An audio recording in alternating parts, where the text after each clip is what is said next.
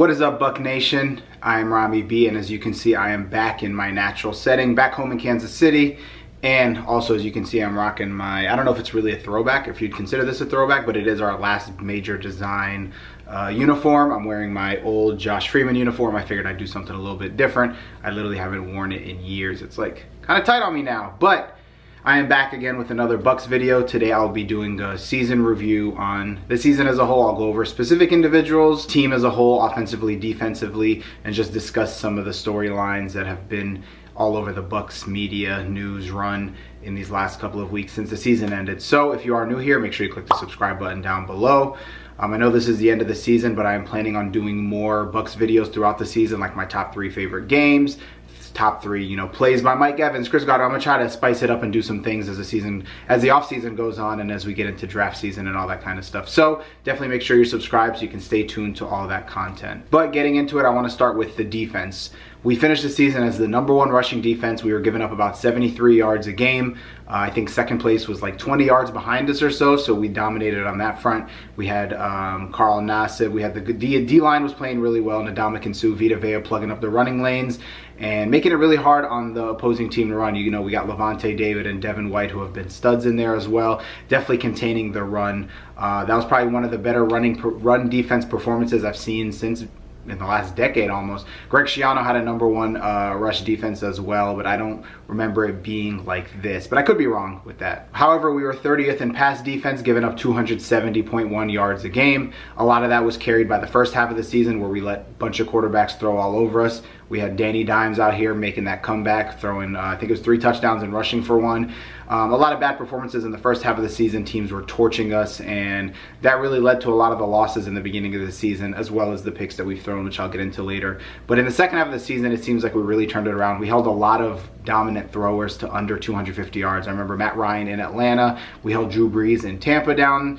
Ryan Tannehill, a bunch of other quarterbacks, Kyler Murray. The second half of the season was a big turnaround, but I guess at that point our pass defense was so bad that that second half dominance really didn't affect the totals that much because they were so bad in the beginning of the season. But overall, it was a big turnaround on that end. And then overall, as a team on defense, we were 15th overall. So middle of the pack, very lopsided, #1 on rush defense and almost last place on pass defense. So of course with that, you're gonna get somewhere in the middle. I want to say overall the defense has made me feel very hopeful moving forward as a unit, the way that they played the run, the way that we've been better with pass defense moving forward. Moving through the second half of the season, we were tight coverage on players. We were holding top receivers to like nothing. Carlton Davis held DeAndre Hopkins to I think it was like 20 yards on nine attempts towards him, 9 throws his way. Julio Jones in the last game of the season and a couple other stud receivers were really kind of held in check in that second half of the season. So that was a very good performance on those ends. I do want to highlight 2 players specifically. As we all know, Shaq Barrett broke the franchise record and led the league in sacks with 19.5 sacks, 0.5 ahead of Chandler Jones in Arizona. Who would have seen that coming? He definitely banked on himself with a one season contract, a pretty low, cheap contract as well, and now he's going to be earning big bucks. And on the other side, Jason Pierre-Paul, I know he's now officially a free agent, as is Shaq Barrett, but I think we have to bring him back. He played in 10 games, started 8, and had 8.5 sacks. If he played a full season, he would have definitely had double digits again. We would have had 2 players on the defensive line giving us double-digit sacks. I think you have to bring them both back. Shaq Barrett is going to be the tricky one because do we franchise him or do we franchise Jameis if we decide to keep him? That's going to be a hit. I think we have to franchise Shaq Barrett because he's going to demand a lot more money if he leaves, and it might not be money we'll be able to afford. And I think we have to bring back Ndamukong Suh, obviously, because even though he's not getting the high sack numbers, I don't think he's asked to get a lot of sacks. So I think him being there is just more to stop the run and force our edge rushers to get to the quarterback, which they did at a high rate. I read somewhere, I want to say that this was the second most sacks we've ever had in Bucs history with like 47, I want to say. I read it somewhere, but I could be wrong. I don't know if it was second or third, and the number was in the high 40s, so somewhere like that. But JPP you have to bring back, even though he's older. I think he's 33 now. He just turned 33 a couple days ago. You have to bring him back. He's a high energy guy. He's someone that sets the tone for the defensive line. He's very outspoken, vocal, and he plays his heart out. He blew his hand off, fractured his neck in May, came back and still gave us 8.5 sacks in 10 games. So he's someone that we definitely need as an example for the young guys. He's a good leader on the defensive side of the ball. But yeah, we have to bring him and Shaq Barrett back, because those two with that D line and then our secondary emerging are going to be a threat to a force to reckon with throughout the division in the next couple of years, with Carlton Davis improving, Jamel Dean playing really well, Sean Murphy and bunting. It feels like on the defense we have a solid unit. I think the only next thing is safety. Justin Evans, who knows if he'll be back. He's been missing so many games in his career. We might have to replace him with someone else. I still think we might add another veteran on this in the secondary, just to provide that veteran presence and someone that the other players can look up to. But if we don't, I don't think it'll hinder us that much. I think our corners have become more comfortable within the offense, and everyone's really buying into the Todd Bowles system and really believing that it's going to work. And as they got more comfortable, the defense really started improving. So on that end, I think we are good going forward. Now moving into the offensive side, we were the third overall best offense in terms of yards, third behind Dallas and Baltimore Ravens, which is what I expected. I figured we would be top 5. We were number 1 in passing with 302 yards a game, and then we were 24th in rushing with like 95 yards per game. Again, pretty lopsided on that end, but it did put us in the third overall offense. As you know, the offense was very explosive, high energy, high plays. There were never a game where I didn't feel like we couldn't score at least 20-25 points. I want to say we finished in the top 5 in scoring. If I remember correctly, we were number 3 with about 27-28 points per game. And on the other side, our defense was giving up just the same, maybe a little bit more. I want to say close to 30 points a game. But overall, the offense played incredibly well. Outside of the turnovers, we had probably the second best offense, because Baltimore's offense was pretty impressive with Lamar Jackson and all that running. But Jameis led the league in yards with 5,100 yards, which is 8th all-time best in terms of highest yards ever thrown, behind Peyton Manning, a couple of Drew Brees seasons, and I want to say Tom Brady as well. Ahead of Patrick Mahomes, which was surprising. Mahomes only had like 50 yards less than Jameis. Second in touchdowns with 33 touchdowns. Again, great performance. Broke the Bucs record in terms of yards and touchdowns, and then also interceptions, throwing 30. As we all know, he's the first player in the 30-30 club.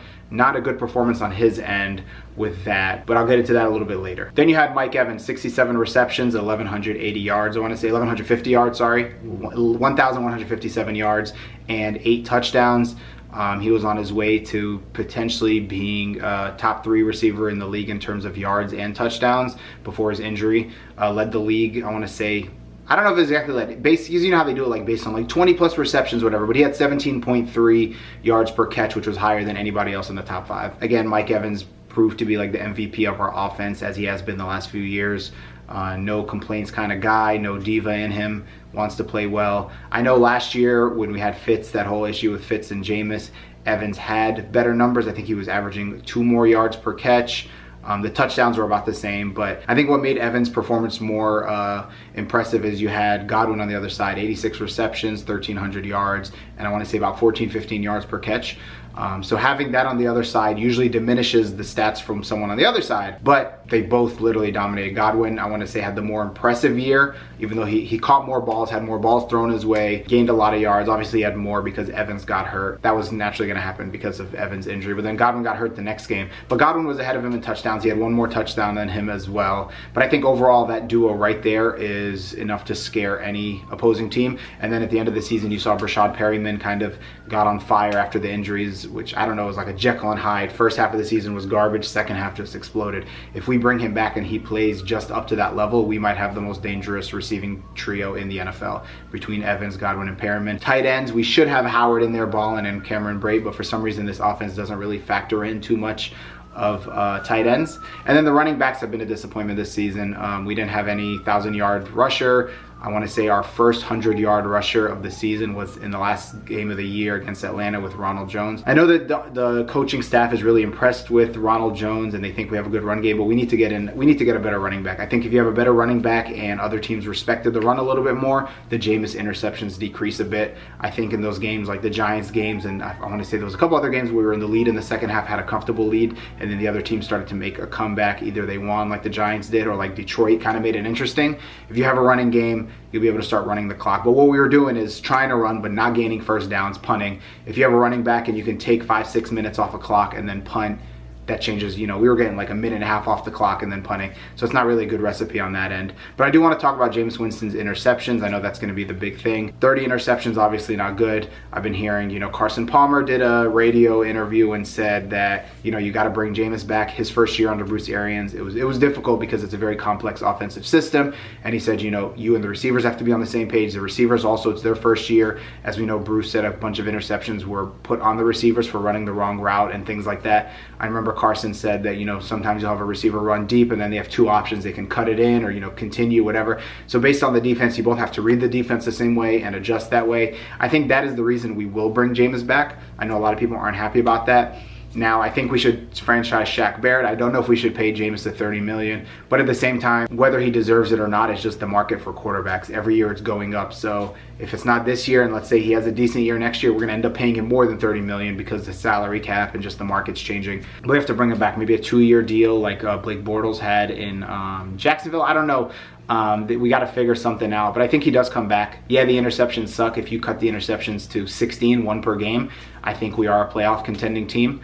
Also, if our kicking was better, I think we are a playoff contending team as well. You beat the Atlanta Falcons in the last game. That was 9 points left off the board. The Giants game, that'll push us to 9-7. And, you know, another play one way, the Tennessee game with that, you know, fumble that wasn't called, for example, or the Seahawks game. You know, 1 or 2 games like that changes everything.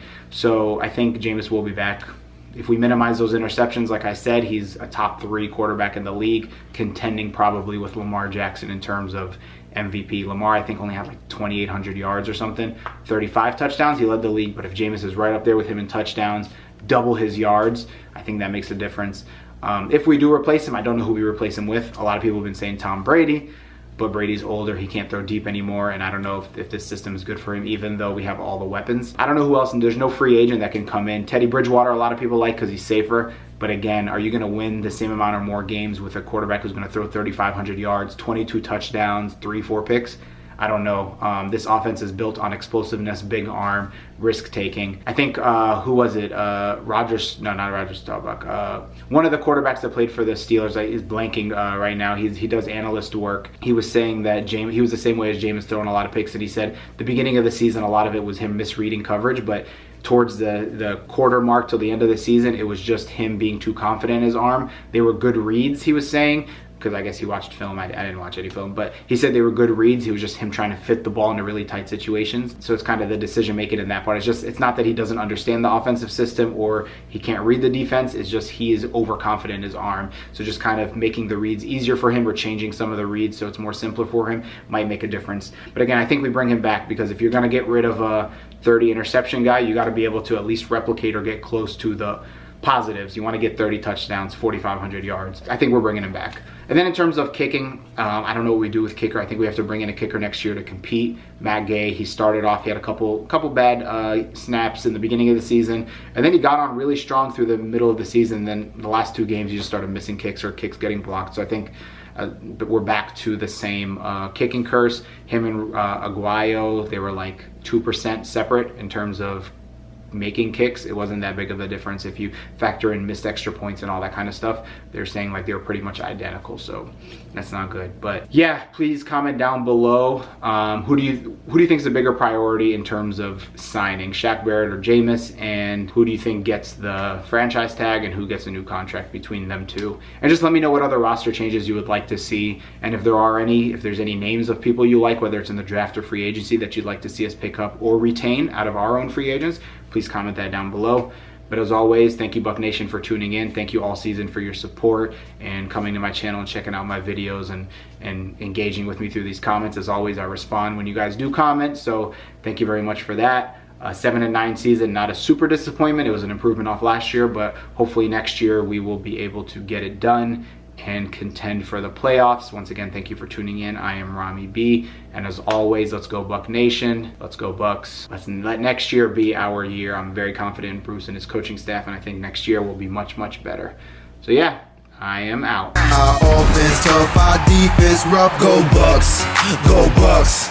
Ain't no other team stopping us. Go Bucs, go Bucs.